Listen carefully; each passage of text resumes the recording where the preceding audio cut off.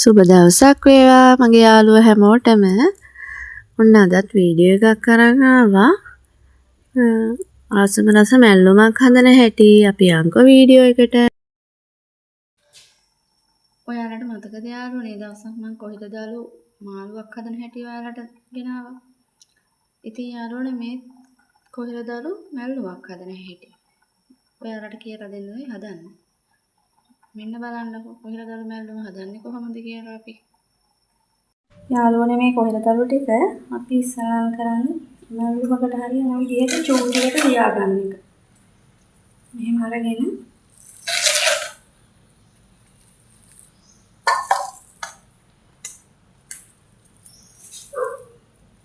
මෙන්න මෙහෙම චූටියටම ලියා ගන්න. ලොකු කෑලි තිබුණොත් රස නෑ යාළුවනේ. ඒ හින්දා චූටියටම ලියා ගන්න බලන්න ඔයාලා. මෙන්න මේ වගේ චූටියට ලියා ගන්න.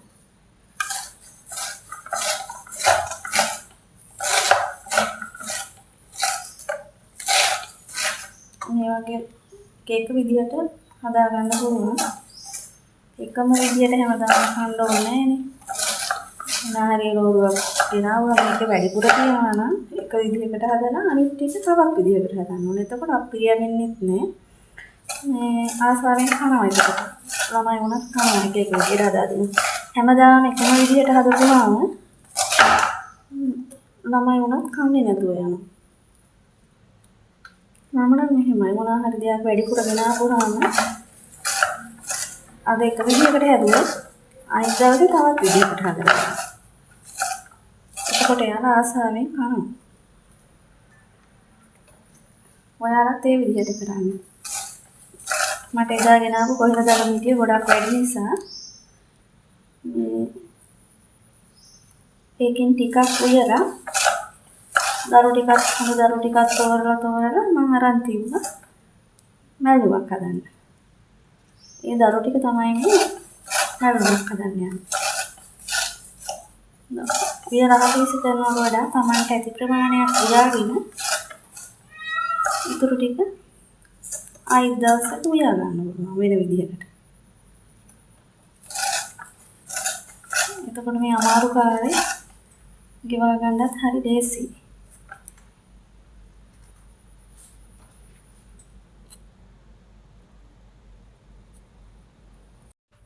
ඒ වගේම යාළුවනේ මේකත් මේ ටික දවසක් කොයිදළු කඩලා ගෙදර තියාගෙන ඉඳලා උයන්න එකපාරටම ගෙනාපු ගමන් අලුත් ටික උයන්න එපා. එතකොට අර සෙවර ගතිය වැඩි.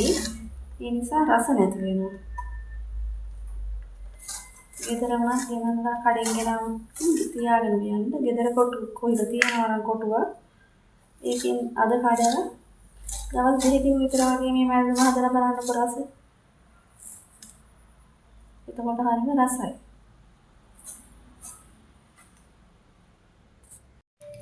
මෙන්න යාළුවනේ අපි කොහිරදළු ටික ලියාගත්තා. මේ වගේ චූටියටම ලියා ගන්න. එතකොට තමයි රස. අපි බලමු මොනවද කරන්න ඊගාවට කියලා. අපි යාළුවනේ කොහිර මැල්ලුම හදාගන්න තාච්චියක් ලිපේ තියලා ඒකට තෙල් පොඩ්ඩක් දාන් ගන්නවා. පොල් තෙල් පොඩි ප්‍රමාණයක් දාගත්තාම ඇති. මේකට යාළුවනේ ඉතින් දාගන්නවා සුදු ලුණු කපාගත්තා. චූටි සොත් කපාගෙන සුදු ලුණු ඒත් එක්කම අබ ටිකකුත් දාගන්න. අබ ඇට ටිකක් දාගන්න.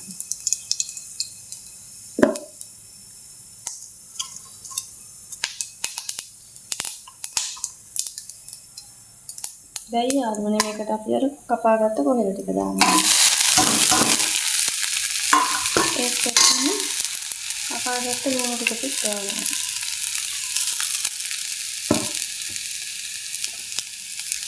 ඒක කලවම් කරලා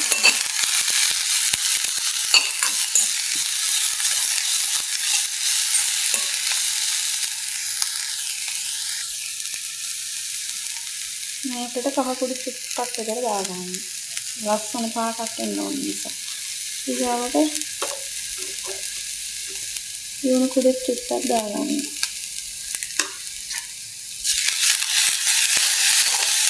දැන් හොඳට මලවගන්න.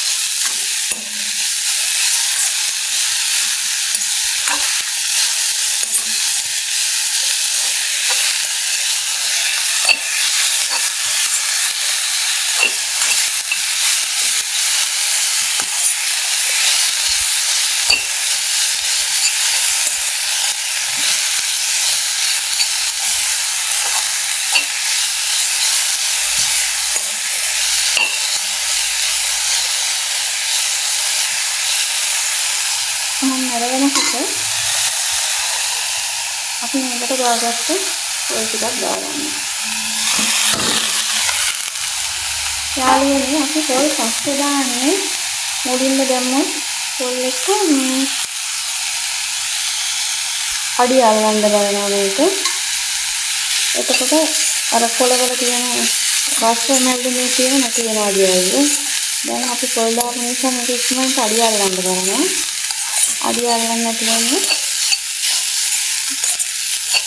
මේ කලවම් කර කර මේක මලව ගන්නවා. මේක කලවම් නොකර හිටියොත් මේක අඩිය අල්ලනවා. අඩිය අල්ලුවොත් මැල්ලුම රස නැති වෙනවා.